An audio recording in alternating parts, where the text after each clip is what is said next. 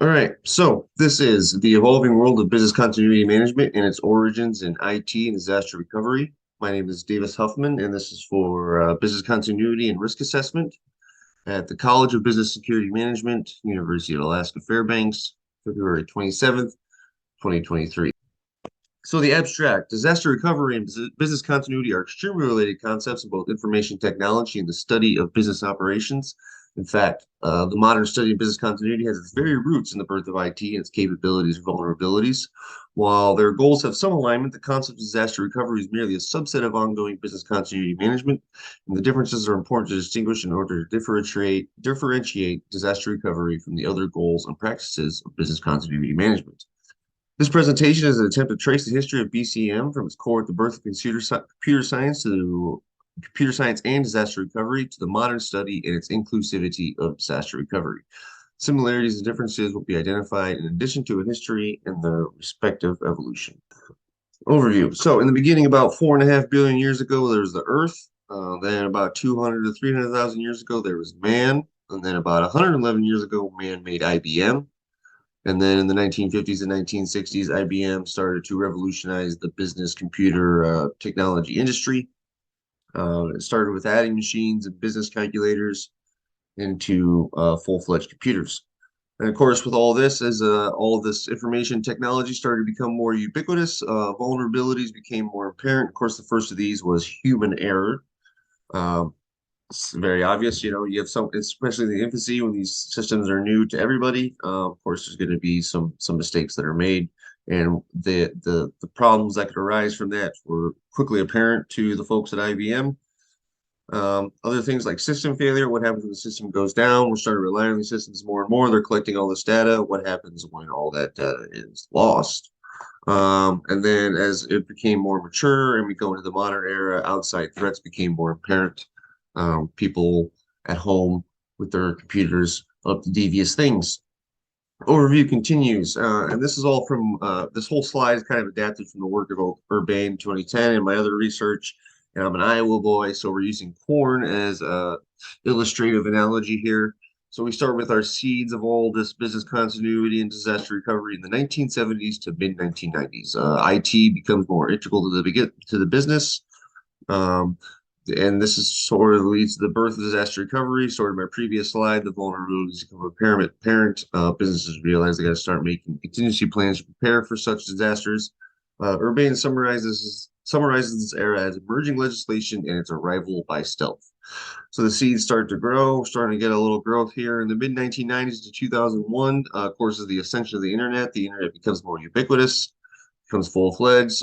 People like Jeff Bezos realize the potential of using the internet as a channel to do business over. IT becomes more complex, of course. Business-to-business channels and business-to-consumer channels evolve dramatically. This hints back to Mr. Bezos and all of his plans. The capabilities of outside threats increase as computers become more ubiquitous and more of a hobby.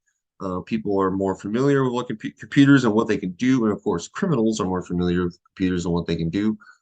Urbane summarizes this era as emerging standards and broader influence. And now we're starting to get we're starting to get some fruits from on our little stocks here. They're blossoming from 2002 to 2005. Of course, this is after the post.com bubble burst, but of course, the most significant event in 2001 that changed the world significantly is 9/11. Shortly after this, in 2005, is Hurricane Katrina, which taught people a lot about disaster recovery and crisis management. The capabilities of outside threats increase even more. Business continuity emerges as a study. Urbane summarizes this era as the post 9/11 landscape, acceleration and focus. So 2006 to present, industries emerge in business continuity and crisis management. Business continuity matures as a science. Capabilities of outside threats increase even more. I think we all know in the last 2 decades alone what hackers are able to accomplish in thwarting in cyber attacks to a business is increased dramatically, if not exponentially. Disaster recovery is now an aspect of business continuity management. And Urbane summarizes this era as internationalization, rather. So we have international standards and industries and organizations that are all focused and devoted to the idea of business continuity management, crisis management, disaster recovery. And so he summarizes it as competing standards of breakout. So business continuity. Business continuity. This definition is developed by the National Fire Protection Agency Standard 1600. So this just goes to show you the ubiquitous of the industry standards that have been developed around all this. This definition from the National Fire Protection Agency is used by the Disaster Recovery Journal in their official glossary, which is also used by the Business Continuity Institute in their official glossary. And this definition is an ongoing process to ensure that the necessary steps are taken to identify the impact of potential losses and maintain viable recovery strategies, recovery plans, and continuity of services. And the origin of this, according to as Urbane 2010 writes, is it developed from its predecessors in the form of its earliest incarnation as disaster recovery planning. So this is a little slide I found from slideteam.net. It's not complete, but it kind of just summarizes the basic pyramid of how this all happened. This is another way to look at my corn stalk analogy. At the bottom of the pyramid is the seeds and the roots. Everything started to grow and blossom, and now we have a full-blown corn stalk or a pyramid that is all business continuity management planning, and disaster recovery and IT is just one very important, if not core structure of all that in today's modern business landscape. Disaster recovery. This is the definition is from the Business Continuity Institute. Is the process, policies, and procedures related to preparing for recovery or continuation of technology, infrastructure, systems, and applications which are vital to an organization after a disaster or outage. The most notable contextual pressure that led to the development of business continuity management was the technological revolution triggered by the introduction of IBM products in 1970 as pioneering general-purpose business computer systems that provided businesses with an integrated single management information system. That is the very wordy sentence from our brain to 2010 that kind of summarizes what I was saying at the beginning of all this was businesses like IBM revolutionized the computer industry, vulnerabilities were realized. And then a response to these vulnerabilities was created, and this all blossomed eventually into business continuity planning as a whole. And Urbane writes, organizations began to focus attention on the vulnerability of their EDP activities arising from the novelty of the systems and organization and operator inexperience, both in the causes of and responses to a hardware failure. So we got system failures, we got human error. So disaster recovery continued. So this is just a little image that I pulled off the internet that kind of just shows the importance of disaster recovery and why it's always mentioned alongside business continuity, even though it's a subset of business continuity. It is like probably one of the most crucial parts of it.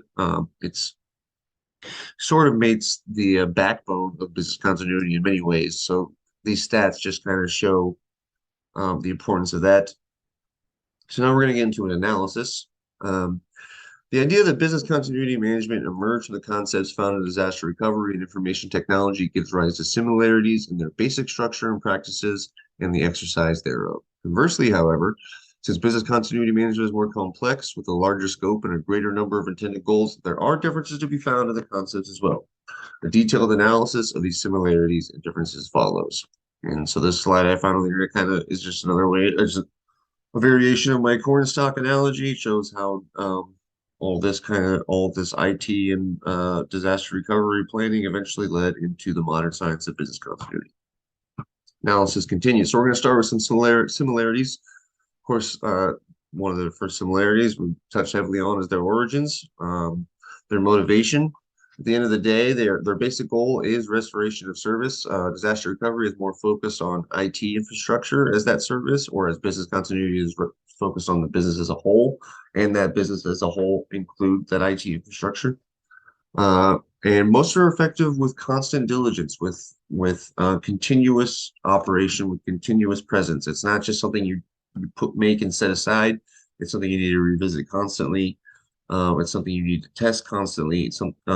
With the way that software changes these days, with the way that personnel changes can happen these days, you just need to always revisit your plan, revisit your capabilities, and make sure that they are up to snuff. Otherwise, you're going to have some obsolete plans. You're going to have some ineffective systems. So regular revisitation, ongoing testing, and adaptation to changes. So, examples of this would be a loss of personnel. If someone who's vital to the business continuity plan is no longer with the organization, that business continuity plan needs to be revisited as soon as possible. Or the disaster recovery plan. of the IT personnel and other figures. And then some of the scope coincides. So this is kind of cheating, I guess, because the scope of disaster recovery, while more narrow of business continuity, it ultimately is a scope of business continuity. So now we're going to get into the differences. First of all, is the scope. Um, so, like I've kind of already touched upon, disaster recovery has a narrower scope. It's just focused on the IT systems mostly, and then business continuity is focused on the business as a whole. The time of their occurrence is something that some literature kind of highlights as a difference. Business continuity is more of a before, during, and after thing. Disaster recovery is more of an after an incident type of scenario. Although I would argue that you can count before in because there's a great deal of prep that goes into disaster recovery. You don't just fly by the seat of your pants when your IT system goes down. You prepare for such things. You have meetings and conversations and testing before such thing happens. Reciprocity.com. So this is kind of just highlighting the literature that some of the literature I found that highlights this difference. The key difference is when the plan takes effect. For example, business continuity requires you to keep operations functional during the event and immediately after. Disaster recovery focuses on how you respond after the event is completed and how you return to normal. Our analysis continues. We're going to keep going with the differences. Another difference that I would like to highlight, I think, is the measurements. Well, at the end of the day, business continuity uses all these measurements, and disaster recovery could use all these measurements. I think how important each of these measurements are to each one is something that highlights their difference. So first measurement that's important in both concepts, I guess, is RTO, recovery time objective, defined by Tucker 2015 as the period following an incident within which a product, service, activity, or resource must be resumed or recovered. And then there's the recovery point objective, point at which information used by an activity must be restored to enable the activity to operate after its resumption. And then there's the max tolerable downtime. Max tolerable downtime is the maximum amount of time a function or process can be disrupted without a significant impact to the organization. So measurements continued.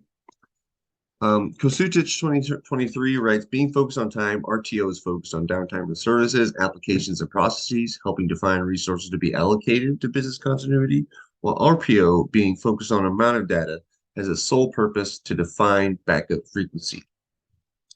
So I would say disaster recovery as a whole is more generally concerned with the recovery point objective. Their maximum tolerable downtime, they're not so concerned with. You'll see later in the slide, I say near zero. Maybe it's near infinite is the proper way to look at it. I don't think disaster recovery is particularly concerned with the maximum tolerable downtime because their concern is zero downtime. Only business continuity is concerned with how well can these individual services last with this amount of downtime. So I say RTO and MTD are more aligned with the scope of business continuity management. So conclusion, business continuity here on the left, disaster recovery here on the right. We're going to do a little Venn diagram. Of course, their similarities start with their origins and then their motivation. The fact that they both require proper constant due diligence to be effective, constant revisitation, and a continuous ongoing process. First bit of difference is business continuity has a larger scope, whereas disaster recovery has a narrower scope. Business continuity is before, during, and after. And disaster recovery is more concerned with the after, but there is a great deal of prep and before that is involved with such planning. And then business continuity is more concerned with RTO and MTD generally, whereas disaster recovery is more concerned with RPO and MTD is less of a concern with them because there should be no downtime. And that's just kind of my interpretation of all the literature that I came across. So here are my final thoughts on everything. Conclusion, simply put, disaster recovery is a more limited scope of business continuity, while disaster recovery is focused on restoring a function after an incident and preparing for such an occurrence. Business continuity is focused on maintaining an overall service during and after a crisis, in addition to the preparation that occurs beforehand. They differentiate on when they occur and what their ultimate goals are, but the goals of disaster recovery are a function of overall business continuity management.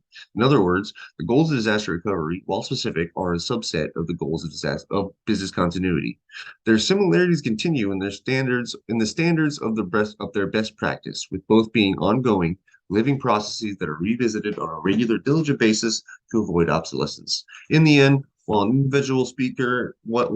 individual speaks on disaster recovery, they're also speaking on an aspect of business continuity. The differences, however, are important to distinguish in order to differentiate the practice, disaster recovery, from the others that fall under the purview and umbrella of business continuity management. So here are my references, and I would like to thank you all for watching. Hey,